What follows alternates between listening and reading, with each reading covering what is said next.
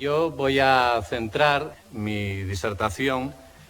en la cuestión del grabado, ya que esta disciplina artística resulta fundamental para lo que se conoce como ilustración del libro. Es decir, el grabado entra dentro de todo el fenómeno editorial, de difusión de la cultura, a través precisamente de la elaboración de imágenes para su difusión y su reproducción múltiple. Voy a estructurar la disertación en 3 pasos principales. El primero atenderá a la técnica, daré algunas claves técnicas. El segundo ya vincularé algunas de esas claves técnicas a cuestiones específicas dentro del campo del conocimiento, es decir, cómo se relaciona, cómo influye, cómo determina la técnica utilizada en cada caso y en cada momento histórico a una forma de representación y da soluciones a las necesidades de representación que plantea cada disciplina científica o de conocimiento. No me voy a ceñir únicamente a la ciencia, sino también que me extenderé a otros ámbitos de conocimiento para mí tan legítimos como puede ser la política, la moral o la religión, en algunos casos. Y por último,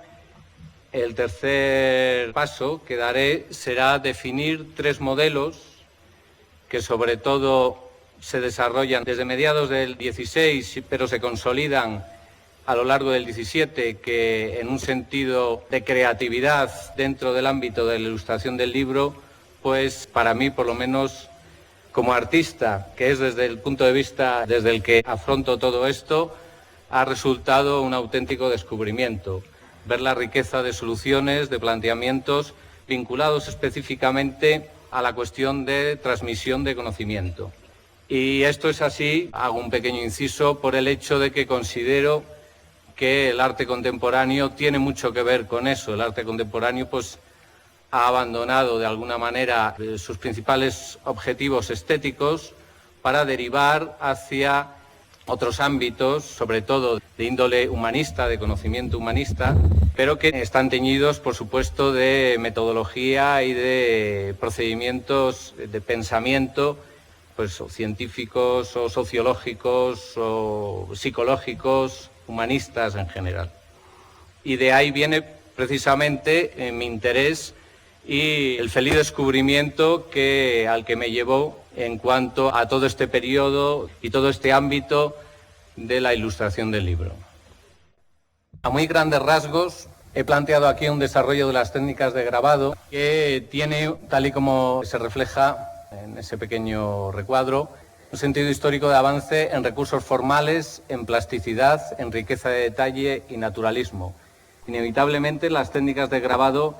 tienen un fin, hay un objetivo pragmático, que es el de reproducir la imagen. Y en ese sentido podemos pensarlo desde un punto de vista de las necesidades y de los objetivos de una industria. Y en ese sentido también el sentido de avance que todo proceso industrial o todo proceso de mejora del producto pues se lleva implícito. Estas son las principales técnicas que se pueden destacar en cuanto a su aplicación en la reproducción de imagen múltiple. Algunas de ellas, ahora lo explicaré con un poco más de profundidad, están directamente implicadas en la difusión a través del libro, del soporte del libro ilustrado. Sin embargo, otras no, porque aunque permiten nuevas calidades, dan nuevas aportaciones plásticas, no son suficientemente resistentes a lo que implica ediciones grandes de imágenes realizadas mediante estos medios. Partiendo del grabado en madera en el siglo XIV, que sería la idea primaria de elaboración de una matriz para su reproducción sobre papel, pasaríamos al grabado en metal. El grabado en madera era un grabado directo, se cortaba, se tallaba la plancha con útiles para ello. El grabado en metal implica un paso importante, pero sigue siendo un trabajo directo sobre la plancha de metal. El aguafuerte introduce un proceso indirecto, Es decir, ya no es la simple utilización de un punzón, un buril para trabajar, rayar, tal y como dibujamos sobre un papel, pero solo que sobre una plancha que nos permite reproducir, sino que el aguafuerte es una elaboración, una estrategia bastante más compleja que hace que sea otro agente, en este caso el ácido, el mordiente, el que pueda tallar, trabajar la plancha. Pues el aguafuerte es algo muy importante porque introduce una riqueza enorme de posibilidades abiertas hasta hoy en día. Hoy en día en ciertos talleres y escuelas y facultades que tienen líneas de investigación sobre aguafuerte, pues siguen aportando nuevas soluciones a esta estrategia o esta técnica de grabado indirecto. La talla dulce, ya en el siglo XVII y seguirá en el siglo XVIII, será la principal forma de grabado aplicada al mundo editorial y viene a ser una combinación de el aguafuerte y el grabado directo. Esto permite mayores calidades, pero también un trabajo de la plancha suficientemente resistente como para hacer grandes ediciones. Hasta ese momento estoy hablando prácticamente solo de la línea, o sea, del trabajo con el más elemental de los elementos de la gráfica, que es la línea. No será sino hasta el siglo XVIII en el que aparezcan la mancha a través de técnicas como la aguatinta, que deriva del campo que abre el trabajo con agua fuerte, del mezzotinto,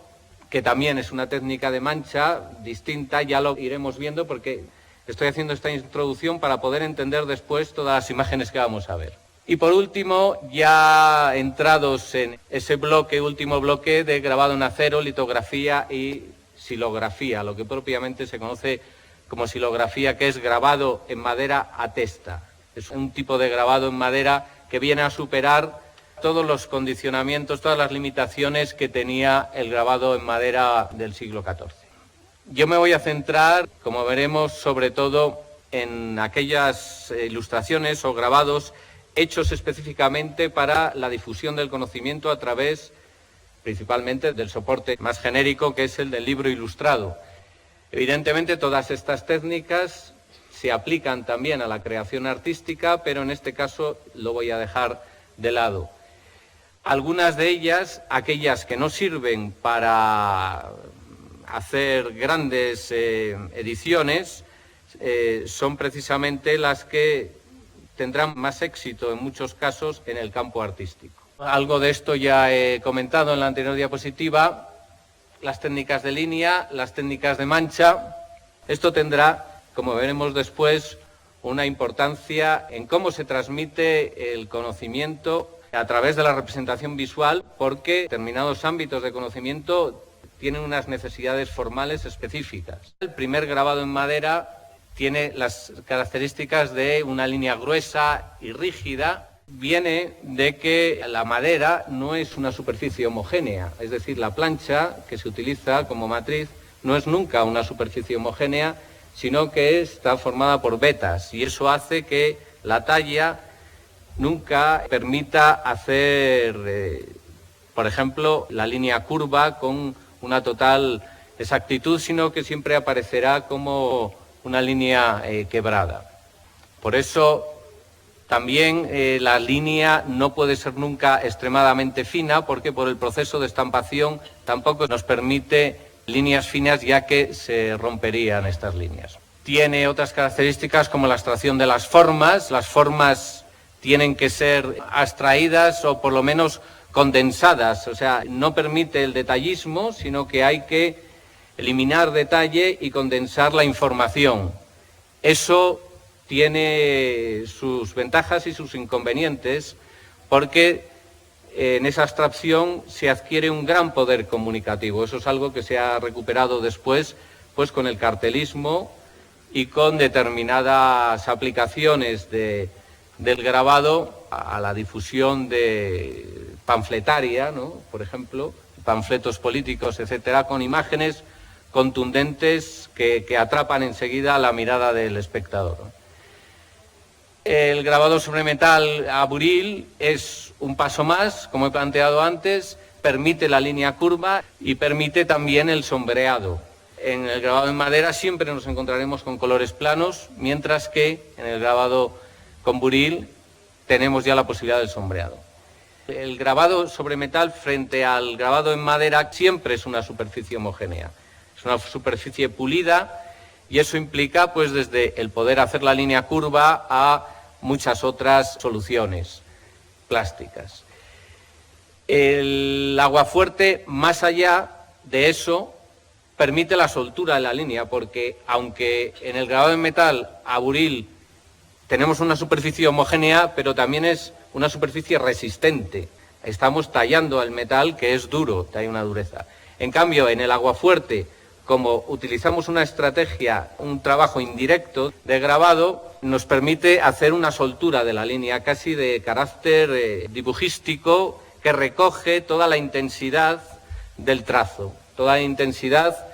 y toda la levedad del trazo, en función de lo que se quiera. Y por eso es precisamente la técnica más utilizada por los artistas desde Rembrandt en adelante. La talla dulce sería la combinación de ambas con un objetivo muy claro, hacer beneficio de las aportaciones del aguafuerte, pero consolidar la dureza, la resistencia del grabado en metal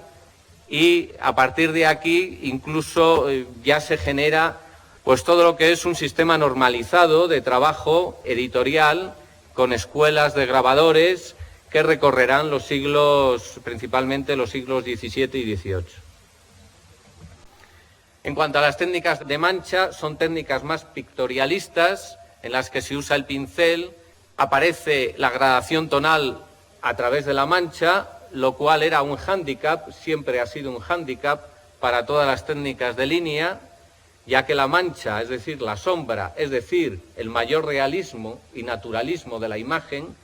había que construirla por un entrecruzamiento de líneas. En cambio, la mancha, las técnicas de mancha, como es la aguatinta, que insisto, es una derivación del proceso general del aguafuerte, pues nos permite un mayor naturalismo, pero tiene el inconveniente de su menor resistencia a la acción editorial, a las grandes tiradas. Y por último, la mezzotinta, que es una técnica muy interesante, muy exquisita y que tiene frente a la aguatinta algo que hemos conocido desde la fotografía en el mundo de la gráfica, que es el tono continuo, es decir, que no hay transición entre los tonos, lo cual aporta también un mayor naturalismo y también, pues, como he señalado, hay una sugerencia de profundidad espaciotemporal. La mezzotinta se inicia en el siglo XVII, tiene su mayor desarrollo en la Inglaterra del XVIII, pero no es hasta finales del XVIII cuando se descubre un medio de trabajar con la mezzotinta en grabado al acero, lo que permite introducirlo en el proceso editorial porque permite ya grandes tiradas. Sin embargo, durará muy poco, como veremos en las últimas diapositivas, ya que habrá otras técnicas en competencia. Espero no haberme excedido en esta introducción tan técnica,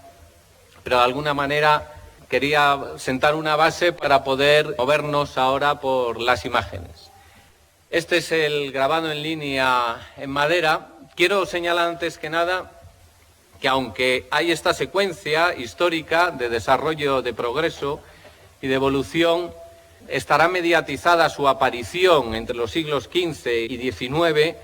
por cuestiones económicas en muchos casos, que son de bonanza económica, de desarrollo editorial de cada país o incluso de distintas zonas dentro de un país, de cuestiones como el mercado del papel, el momento en el que está el mercado del papel,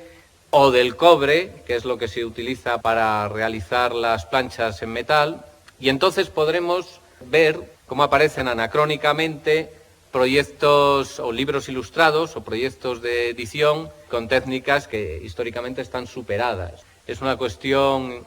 que tiene que ver con coyunturas económicas y con coyunturas de suministro de material, etcétera. Por ejemplo, durante la Guerra de los 30 años se vio muy mermada la producción de calidad en determinadas zonas de Europa en cuanto a libros ilustrados y sobre todo al ámbito de la imagen dentro del libro. Para señalar algunas cuestiones de las que acabo de comentar, he querido empezar con la crónica de Nuremberg de 1493 para señalar esos rasgos toscos de un grabado en madera, las limitaciones que tiene en cuanto a representación del espacio, porque el sombreado es siempre muy ingenuo, está basado en unas líneas paralelas con un efecto óptico muy limitado. Aquí tenemos más abajo un ejemplo ya un poco más adelantado, aunque hay ya una maestría en la elaboración de estas imágenes, sobre todo lo he querido incluir por esas líneas que vinculan los distintos elementos del cuerpo humano. Son gruesas, son toscas y no permiten una calidad de la imagen, como veremos más adelante con el grabado en metal. Por supuesto, la obra de Vesalio es el sumum del grabado en madera, es de una maestría excepcional. Bueno, esto no lo he tomado de un original, lo he tomado de una reproducción de un libro y creo que falsea mucho esta idea de claroscuro que tiene, como que da un cierto volumen a los elementos de la figura. Son imágenes planas, son imágenes que no tienen toda la riqueza que tendrán más adelante las elaboraciones en grabado sobre metal. Incluso en el caso de Durero, que es un maestro del grabado en madera renacentista, la imagen siempre va a quedar plana. No lo he traído, pero para los que lo conozcan, la famosa imagen de los jinetes del Apocalipsis están puestos en una perspectiva muy forzada. Al final resulta una imagen tremendamente plana, bastante compleja de interpretar visualmente.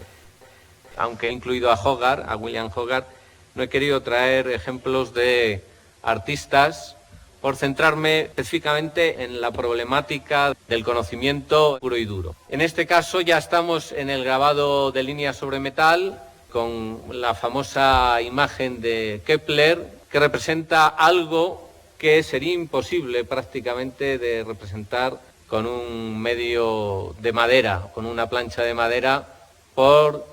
la exactitud de las líneas en cuanto a su curvatura, en cuanto a su finura, en cuanto al entramado de elementos, que es terriblemente complejo. En el grabado en madera esa complejidad prácticamente es insuperable, habría que tener una habilidad pasmosa, y también en esa idea de que gracias a esta nueva técnica de la utilización del metal, la construcción de objetos espaciales, la construcción del espacio mismo, empieza a ser posible. Otro elemento que antes puse como hándicap del grabado en madera era el detallismo, la posibilidad de introducir detalles, y por eso he traído la imagen de William Hogarth, en el que la plancha de metal se ha convertido casi en un catálogo de detalles, de múltiples detalles, que pueden ser incorporados, en este caso en el margen, pero en cualquier lugar de la composición. A mi entender, eso también es esencial para una imagen que pretende transmitir conocimiento, sobre todo. No solamente el detallismo, sino la ubicación de distintos elementos que pueden ser tipográficos o que pueden ser de cualquier índole en la composición. Una última cuestión, ya para terminar con estas importantes diferencias que señala el paso entre el grabado en madera y el grabado en metal, es la posibilidad de arrepentimiento y de corrección de errores que permite la plancha de metal, lo que no permite el grabado en madera. En eso habría que profundizar, yo no lo he investigado. Hay una secuencia, la estudia William Ivins, una secuencia que bajo el mismo grabado de un rey, ahora no recuerdo exactamente cuál fue el monarca que estudió, pues era bruñido, era corregido lo que es la cabeza y grabada encima del busto, ¿no? El siguiente a su sucesor, legítimo o no legítimo. Quiero decir que esa posibilidad de arrepentimiento o de corrección de errores es algo importante también, técnicamente hablando, es un punto de flexibilidad, de enriquecimiento del medio en general, que persigue la difusión de la imagen y del conocimiento. En lo que antes denominé talla dulce, que ya diríamos sería la normalización o el establecimiento de un proceso de difusión de la imagen a través del libro, mediante escuelas de grabadores, pues ya se da una serie, o se crean una serie de pautas en ese vínculo entre el aguafuerte y el buril, y de convenciones. La principal convención es la representación del sombreado, que nos lleva a la representación del espacio, de los distintos valores de textura, de tono. He puesto estos ejemplos un poco para que se vea los rasgos identificativos del grabado ya normalizado a través de las escuelas, que sobre todo es esa formación de retículas en el entrecruzamiento de líneas para formar las sombras, como vemos en la calavera de arriba, para formar distintos tonos, porque 2, 3 o 4 direcciones lineales se pueden entrecruzar de una forma muy distinta en función de los ángulos, y eso lleva a crear texturas, y eso lleva, por supuesto, a un mayor naturalismo. Y por último, la representación del espacio, lo cual viene a ser muy importante en algunos casos, sobre todo en aquellos, como en este caso, de una experiencia, un experimento de tipo ocular. ¿Cómo influye el desarrollo de la técnica en la transmisión ya de objetos concretos, en el proceso concreto de evolución del conocimiento a partir de, sobre todo, del Renacimiento? Es algo que ha estudiado, no puedo dejar de citarle, por supuesto, William Evans. Y esta diapositiva le rinde un homenaje. La secuencia está ordenada, como se ve, en términos cronológicos, pero esos términos cronológicos también están asociados a una evolución, a unos cambios de esquemas mentales y de esquemas metodológicos también en cuanto al propio desarrollo científico. En el primer caso tenemos una tosca representación en grabado en madera, coloreado a mano, que viene de la tradición anterior del manuscrito, y entonces es una copia de un manuscrito, que por supuesto, metodológicamente, bajo el esquema mental de la Edad Media, pues produce imágenes con un alto grado de simbolismo, de abstracción simbólica, hasta el punto que, bueno, pues que muchas veces tienen muy poco que ver con el objeto natural del que parten. Esto va, con el ideario renacentista, va evolucionando y queda su constancia de esa evolución en el libro. El mundo del libro es algo fascinante, el mundo de la ilustración del libro es algo fascinante para ver precisamente a través de la imagen, es decir, de una forma muy directa y muy inmediata, la evolución de esos esquemas mentales de la primera ciencia, ¿no?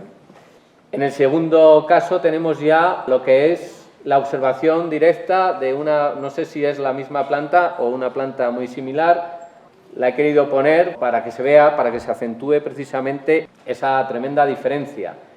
Pero la observación directa todavía con unos esquemas un tanto abstractos y simbólicos, muy reduccionistas en cuanto a cuestiones de naturalismo y de detalle, pero ya va incorporando un cierto verismo a la imagen. El siguiente paso busca, tal vez influenciado más por el lado artístico, no olvidemos que en el Renacimiento hay una convivencia laboral, hay una complicidad entre los artistas y los primeros científicos, incluso muchos de ellos son ambas cosas, el caso de Leonardo, etc. Aquí hay una, tal vez, implicación o una influencia demasiado evidente del lado artístico y en la obra de Otto Brunfels, de 1530, lo que se reproducen son especímenes individuales, es decir, especímenes con todos sus defectos aleatorios. No hay todavía esa búsqueda del género, que es lo que dará lugar después a todo el método de clasificación en botánica y en las distintas ciencias. Se encuentra ya en Leonard Fuchs, en donde se persigue la consolidación de un espécimen genérico, de un espécimen que sea síntesis de los rasgos generales de la planta que se intenta representar. Estos 4 primeros están hechos en madera. También se puede ver distintas calidades de maestría en cuanto a la ejecución. Y he querido poner el último porque es ya un grabado en metal que permite calidades de tipo naturalista a través del detalle, del sombreado, de la noción de espacio, o sea, de la composición más compleja, introduciendo elementos, etcétera, etcétera. Este es el otro gran ejemplo, que es el caso de la astronomía. Y la astronomía, frente al anterior ámbito científico de la botánica, tiene otras necesidades. La necesidad de la botánica sería el realismo, el naturalismo. Y en este caso, la necesidad que plantea la astronomía es, en un principio, la abstracción, sobre todo, y la realización de elementos geométricos puros, sea el círculo, la elipse, etcétera. También he planteado un desarrollo cronológico de distintas soluciones. Los 4 ejemplos de la parte superior son realizaciones en madera y, como vemos, línea gruesa, relativamente gruesa en unos casos, en otros, tosca. En algunos casos los círculos no son especialmente concéntricos. Hay una cierta disfunción entre las necesidades que puede plantear los elementos matemáticos o los elementos geométricos puros y las posibilidades que aporta la técnica de reproducción de la imagen en sus primeros momentos. En el caso de Kepler, por ejemplo, que ya en Kepler hemos visto antes esa representación célebre del cáliz cósmico, posiblemente sería consecuencia de una edición barata o de una contingencia especial para que esa representación de una órbita, de un movimiento orbital, pues tenga ese aspecto tan tosco. He querido señalar también los distintos sistemas para que se vea el avance en paralelo de la evolución de los sistemas cósmicos con esta evolución también gráfica o técnica. En el caso del Sacrobosco, lo que está representando es un sistema de eclipses lunares. Llegados al sistema de Tycho Brahe, la utilización del grabado en metal permite la realización de líneas extremadamente finas, calidades de sombreado, distinción de planos, de profundidad, superposición de elementos, lo cual es importantísimo, hasta el punto de que esta imagen pues es de una complejidad bastante evidente, imposible de pensar bajo la técnica anterior. Claro, esto implica también una representación especial, la transmisión de un esquema mental sobre el cosmos y sobre el espacio que en los anteriores casos quedaba muy plano. Estamos representando ya el espacio. Y ya por último, para redondear la cuestión del detallismo, comienza también, sobre todo en el 17, ahí hay un elemento ornamental, pero bueno, muy significativo, que es un angelote mirando por un telescopio, gracias a las prótesis ópticas, el detallismo en cuanto a la descripción de los cuerpos celestes, en el caso de la Luna. Ya llegados a la tercera parte de mi disertación, quería plantear los nuevos paradigmas de conocimiento que surgen a partir del Renacimiento y su paralelismo, o el paralelismo que yo he querido identificar, es mi pequeña aportación en cuanto a la representación gráfica a través del libro, de la ilustración del libro. Para ello me he basado en un clásico, en una distinción clásica de Hugh Kearney, en sus Orígenes de la ciencia moderna, que distingue 3 tradiciones intelectuales que cimientan lo que es la revolución científica moderna, y que parten de, o se pueden organizar como tres metáforas del mundo. Él habla de una metáfora orgánica, o sea, del mundo como organismo, en cuanto a que el método de observación y el método de reconstrucción sería la observación de los seres vivos, del desarrollo, de la evolución, de cómo los seres vivos, las plantas, los animales, los hombres, etcétera,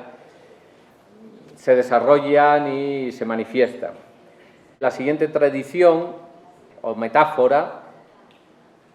intelectual sería la que viene del mundo como misterio, que encuentra sus analogías más inmediatas en la tradición esotérica, hermética, y que tienen sobre todo una carga estética, es decir, es una forma de interpretar el mundo, el conocimiento, a través de elementos estéticos.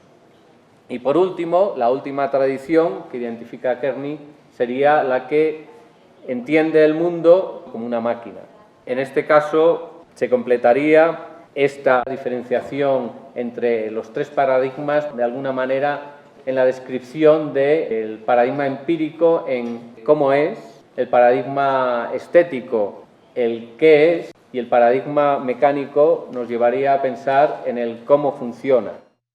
De alguna manera, el paralelismo que yo he establecido ha sido entre el paradigma empírico, es decir, el paradigma de la observación, del registro de la observación,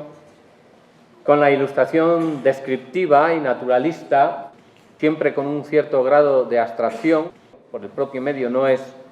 tal vez como la pintura que permite un mayor detallismo, pero como he explicado desde el principio, en el caso de la gráfica hay que hacer un proceso de abstracción, sobre todo en algunas técnicas como las técnicas de grabado en madera.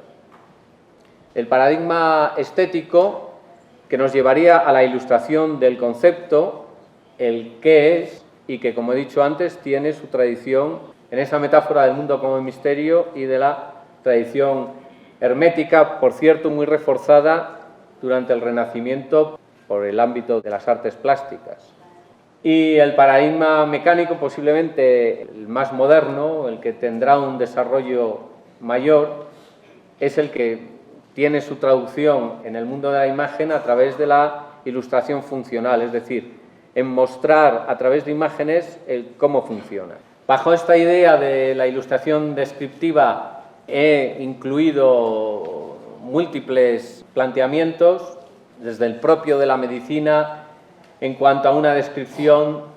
no solamente de lo que se ve externamente, sino también de lo que se ve internamente, mediante esos cuerpos abiertos. Y la idea de abstracción que entiendo yo es la inevitable depuración de la imagen, sintetización de los elementos que nos podemos encontrar al abrir un cadáver para poder mostrar lo esencial en la localización que para un interés, en este caso médico, pues puede tener. La descripción de instrumentos como la realizada por Tycho Brahe también, mediante sus catálogos de instrumentos astronómicos. Si antes hemos visto en una de las anteriores diapositivas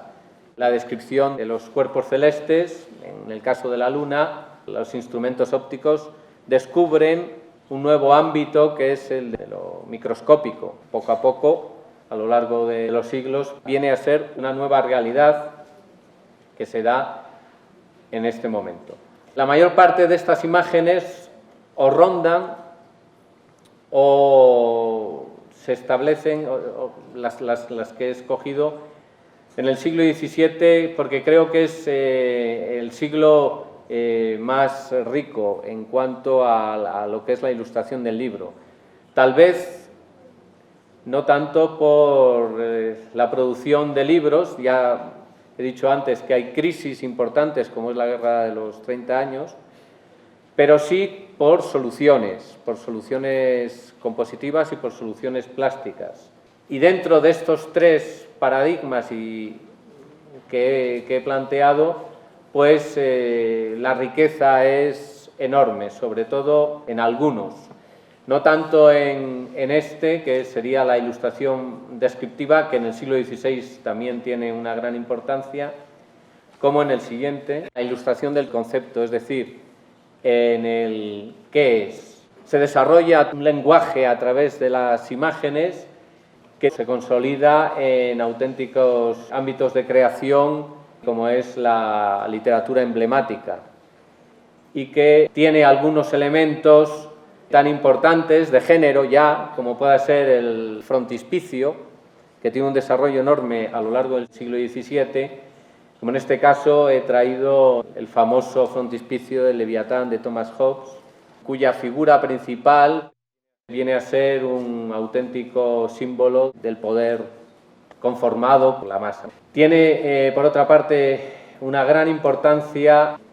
porque desde el punto de vista esotérico y hermético, la imagen cumple un papel esencial. La imagen como única puerta o como único acceso, en algunos casos, a un nuevo plano de conocimiento, un nuevo plano de realidad que va más allá de lo físico. En este caso, por capricho y por gran filiación estética,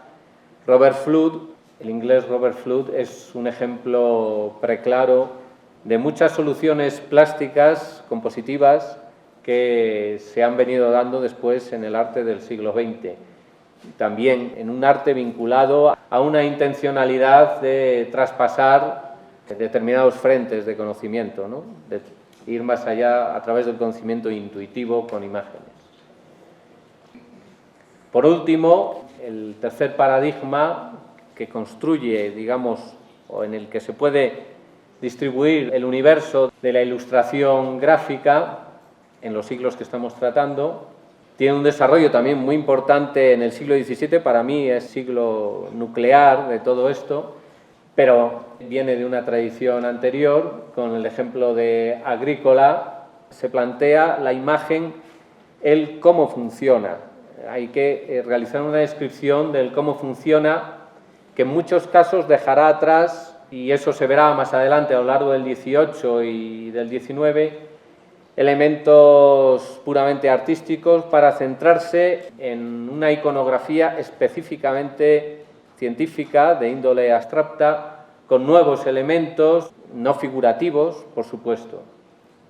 Estos son los antecedentes. Vemos incluso en el caso de Fludd, esta idea mecánica también se aplica a entidades o a procesos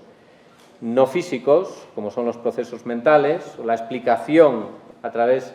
de complejos sistemas de relaciones, pero mecánicos, o sea, con ese paradigma cuyo arquetipo en muchos casos se ha señalado que es el reloj, el gran autómata.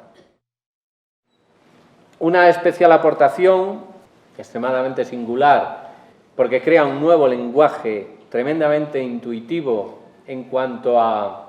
la descripción de fenómenos intangibles, de fenómenos que no tienen que ver con la realidad inmediata, es las ilustraciones para las obras de René Descartes, sobre todo en su Principia Philosophiae, que construye de una forma muy intuitiva algo que teóricamente se venía descubriendo y que son ya no la mecánica física o la mecánica newtoniana, basada en una realidad, sino que basa sus composiciones visuales en un sistema de fuerzas, de tensiones, de vectores, de elementos que marcan movimientos y relaciones. Y para ello, prácticamente, yo creo que inventa un género de representación que después estoy convencido que, por lo menos en aquella imagen del fondo, pues tiene una repercusión en el mundo de la representación celular. No sé, desde un punto de vista puramente gráfico, me evoca toda una línea que después se ha ido construyendo, pero había que dar este primer paso. Del mismo modo, en algunas imágenes que conserva todavía rasgos de representación realista o naturalista, también vemos esos elementos de fluxión, esos elementos de tensión, de movimiento que son nuevos cuerpos, nuevas corporeidades que están en relación y que frente a lo que podría ser un paisaje aéreo se convierte en un paisaje habitado de elementos abstractos y casi copado por ellos. He querido terminar esa revisión de la gráfica, de la ilustración del libro del 17, que para mí es tremendamente fructífera, por lo que he dicho antes, porque es tremendamente creativa en cuanto a soluciones, y lo que se aprecia a partir de ese momento, el 17 ya entrando en el siglo XVIII, viene a ser una normalización, una normativización de las soluciones que presentan las ilustraciones de los libros. Tiene mucho que ver con ello las enciclopedias, en cuanto a que la enciclopedia se establece como un proyecto riguroso que intenta, por una parte, compendiar, por otra parte, transmitir con la mayor fidelidad desde un punto de vista universal, es decir, se tiende hacia una universalización de los códigos. Aunque, por supuesto, siempre quedarán algunas recreaciones de índole artístico, pero ya encontramos, como en el caso de la Enciclopedia Británica, elementos ya puramente científicos, abstractos, casi la representación, podría decir deshumanizados. Parece que en los periodos anteriores, a excepción de Descartes, el realismo y el ser humano suele tener una presencia bastante palpable. Comparándolo con aquellos tres paradigmas del siglo anterior que yo señalaba, por hacerlo de una forma muy asequible y común, en el cómo es, descriptivo, en el qué es, conceptual, y en el cómo funciona. Yo considero que en este momento, en el siglo XVIII, se pierde uno de esos tres, que es el qué es. Y el qué es conceptual quedará vinculado, a mi entender, a el texto, a una cultura más logocéntrica. Se pierde, por tanto, el qué es, aunque aparece pues, otras cuestiones más pragmáticas que las enciclopedias, y concretamente la francesa, tiene mucho de ello, y es el cómo se hace. Se pierde una línea, pero por lo menos se gana otra. Esa línea del qué es, insisto yo como persona interesada en el arte, el qué es, que además la mecánica o el proceso creativo de ese qué es visual es eminentemente alegórico, es eminentemente metafórico, incluso es jeroglífico, junta realidades dispares, es el que, a mi entender, recupera el arte en el siglo XX, por lo menos determinados segmentos del arte. Se crea también, a consecuencia de los avances instrumentales y ópticos principalmente, en ese proceso que he querido señalar de deshumanización o desartistización, de intentar que la imagen científica no esté contaminada por el lado artístico, pues se crea un proceso de abstracción casi absoluta que, bueno, está acompañado pues de esas nuevas realidades a las que nos permite acceder el microscopio en este caso, o incluso el comienzo de las teorizaciones en cuanto a la luz, por ejemplo, a las teorías de la luz ondulatoria, corpuscular. Eso es un desarrollo que tendrá después, por supuesto, grandes resoluciones y soluciones gráficas en el siglo XX. Quiero poner eso. Yo siempre intento poner mis caprichos en las presentaciones, como un antecedente para mí increíble, la obra de Robert Fludd, que hemos visto antes. Son dos estadios, esto es una secuencia casi cinemática de la creación del universo. La primera imagen de esa secuencia es un grabado en metal negro absoluto, es decir, un Malevich, o un momento antes del Big Bang. Y la secuencia es, si tienen oportunidad, no me acuerdo ahora qué número de imágenes son, 10, 15, no, 15 no creo, pero 10 sí, es sorprendente. Es sorprendente en cuanto a su intuición visionaria. Pero bueno, la he puesto acompañando a las otras imágenes de cristalografías, etcétera, por ese proceso radical de abstracción, de imagen abstracta. Bien, y ya por último, las realizaciones que aporta el grabado a finales del siglo XVIII. Es un momento muy importante para el mundo editorial y también para el grabado, porque a raíz de que el mundo editorial tiene un crecimiento pues, a través del surgimiento de la prensa, de una mayor cultura de la población, que es muy significativa también dentro de este proceso, el acceso de la mujer al mundo del lector, del sujeto lector, pues y después del abaratamiento de la producción del papel continuo, de las primeras máquinas de impresión de mayor tiraje, etc. Entonces hay también, por supuesto, parejo un desarrollo de nuevas técnicas que implican, en este caso, un proceso de superación de las limitaciones que habían venido teniendo las técnicas tradicionales, que como hemos visto eran primero el grabado en madera, ya superado por el grabado en metal, pero que, como veíamos antes, todo el tema de la representación espacial, del sombreado, de la naturalización de los objetos, pasaba por un sistema de redes lineales y con estas nuevas técnicas, que concretamente las más importantes son la silografía, es decir, el grabado en madera a testa. A partir de ahora se utiliza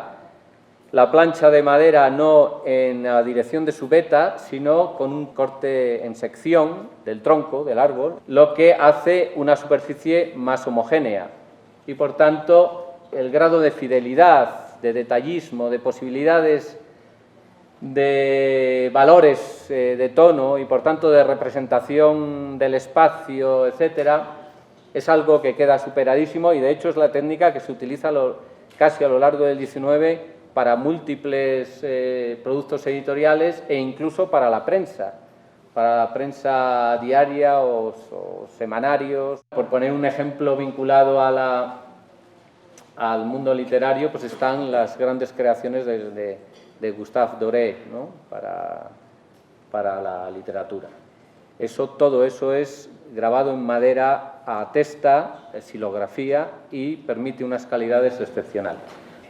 Antes, en la anterior diapositiva, se me olvidó reseñar que, por supuesto, la evolución de la ilustración vinculada al conocimiento científico no solamente lleva ese camino abstracto, sino que también sigue habiendo un naturalismo y un realismo, e incluso hay ciencias y hay fenómenos, como pueda ser principalmente, pues, por ejemplo, las expediciones ilustradas que recorren el orbe terrestre, que precisan de técnicas de representación muy fidedignas en cuanto a términos de realismo y de naturalismo. Y hay una muy singular que he querido traer, porque también soy devoto de este autor. A finales del XVIII, principios del XIX, se producen los primeros descubrimientos de fósiles del Pleistoceno, de dinosaurios, etcétera, y hay que representar ese ambiente, y para ello se utiliza aquella técnica que en las primeras diapositivas veíamos, que era la técnica del mezzotinto, que decía que era la que permitía el tono continuo y el mayor naturalismo. Y en este caso se encarga lo que será la primera representación del ambiente del Pleistoceno, del ambiente que la época imagina del Pleistoceno, a un autor de la estética de lo sublime, un autor muy importante, un autor inglés como es John Martin. Y por último, en un sentido semejante, la aportación, por supuesto, de la litografía en cuanto a las posibilidades que ofrece, ya que no es una técnica de grabado propiamente dicha, es una técnica planográfica, no es una técnica de incisión, una técnica que basa sus soluciones en la química, pero permite un acercamiento a las técnicas de dibujo, a los planteamientos realistas y naturalistas del dibujo, que por supuesto para la descripción científica, pues será importantísimo. Y hasta aquí era mi pequeña aportación.